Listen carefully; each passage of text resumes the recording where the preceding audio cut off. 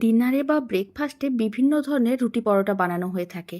তবে এইভাবে একবার নরম তুলতুলে অসংখ্য লেয়ারযুক্ত নান রুটির রেসিপিটা বাড়িতে বানিয়ে দেখতে পারেন, যা খেতে ভীষণ ভালো হয় আর ঠান্ডা হওয়ার পরেও একই রকম রুটিগুলো নরম তুলতুলে থাকে। আর এই নান রুটির রেসিপিটা শেষ পর্যন্ত দেখার জন্য আপনাদের কাছে অনুরোধ রইল। তো চলুন বানানো শুরু করা যাক। প্রথমে একটা বড় সাইজের মিক্সিং বোল নিতে হবে। তার মধ্যে দিতে হবে মেজারিং কাপের 2 কাপের মতন ময়দা। আপনারা চাইলে আটাও নিতে পারেন। এবার 2 কাপ আমি ময়দা নিয়েছি, প্রায় এখানে 400 গ্রামের মতন ময়দা আছে। আর আমি দিয়ে দিলাম চা চামচের হাফ চামচের মতন লবণ, আর 1 চামচের মতন চিনি দিয়ে দিলাম। রুটিগুলো একটু মিষ্টি হলে খেতে বেশ ভালোই লাগে। আর আমি দিয়ে দিলাম বড় চামচের 2 চামচের মতন সাদা তেল। সমস্ত কিছু ভালো করে একসঙ্গে মিশিয়ে নিতে হবে। আর চা চামচের 1 চামচের মতন দিয়ে দিলাম ইস্ট। ইস্ট আপনারা যে কোনো সুপার মার্কেট বা মুদিখানার দোকানে খুব সহজেই পেয়ে যাবেন, আর নাহলে অনলাইন থেকেও কিনে নিতে পারেন। এবার সমস্ত শুকনো উপকরণ খুব ভালো করে এইভাবে একসঙ্গে মিশিয়ে নিতে হবে। যখন সমস্ত উপকরণ খুব ভালো করে মেশানো হয়ে যাবে, অল্প অল্প গরম জল দিতে হবে আর একটা ডো রেডি করতে হবে। ডোটা আবার খুব বেশি নরমও না, খুব বেশি টাইটও না। ঠিক রুটি পরোটা করার জন্য যেরকমই ডো রেডি করি, ঠিক সেরকম করেই ডোটা রেডি করতে হবে। আর গরম জল দিয়ে ডোটা বানালে রুটি কিন্তু খেতে অনেক বেশি ভালো হয় আর অনেক বেশি নরম তুলতুলে হয়। খুব ভালো করে ডোটাকে মেখে নিয়েছিলাম। এবার ঢাকনা দিয়ে ঢেকে এইভাবে 15-20 মিনিটের মতন রেখে দিতে হবে। তাহলে কি হবে, ডোটা অনেকটা ফুলে উঠবে। 15-20 মিনিট পরেই দেখাচ্ছি। প্রায় 15 মিনিট এইভাবে রেখে দিয়েছিলাম। আপনারা দেখুন ডোটা বেশ ফুলে উঠেছে। হাতে সময় বেশি থাকলে 30 মিনিটও রাখতে পারেন।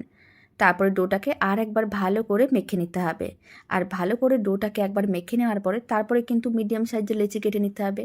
আপনারা যদি রুটিগুলোকে বড় করে বানাতে চান তাহলে বড় করে লেচি কাটতে হবে, ছোট করে বানাতে চাইলে ছোট করেই কাটতে হবে। এখানে আমি যেহেতু মিডিয়াম সাইজের রুটিগুলো বানাবো, তাই আমি একটু মিডিয়াম সাইজের লেচিগুলো কেটে নিচ্ছি। আর একটু লেয়ারটা বেশি করে দেওয়ার জন্য লেচিটা ঠিক এরকমই সাইজেরই কেটে নিতে হবে। তারপরে একটা করে লেচি নিতে হবে আর এরকমই কিচেন স্ল্যাবের উপরে গোল করে চ্যাপ্টা করে নিতে হবে।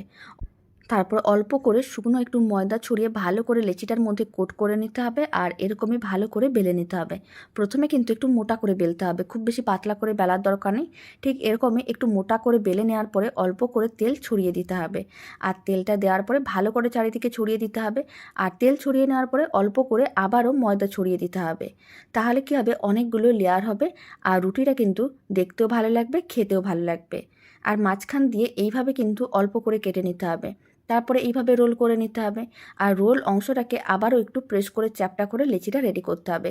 এতে অনেক লেয়ার হবে, খেতে অনেক বেশি ভালো লাগবে আর রুটিটা অনেক বেশি নরম তুলতুলে হবে। বাড়িতে এইভাবে একবার নান রুটির রেসিপি বানিয়ে দেখতে পারেন। আশা করি আপনাদেরও খুবই ভালো লাগবে। তারপরে এইভাবে রুটিটাকে বেলে নিতে হবে। সমস্ত নান রুটিগুলোকে একইভাবে বেলে নিচ্ছি। এবার একটা নান রুটি ভেজে দেখিয়ে দেবো। তার জন্য একটা নান রুটিকে আমি তাওয়ার মধ্যে দিয়ে দিলাম। ফ্লেমটা মিডিয়াম টু হাইতেই আছে। এবার উল্টে পাল্টে বেশ লাল লাল করে ভেজে নিতে হবে। এখানে আমি হালকা লাল করে নান রুটিটাকে ভেজে নিচ্ছি, এতে দেখতে বেশ ভালো লাগে আর খেতেও ভালো লাগে।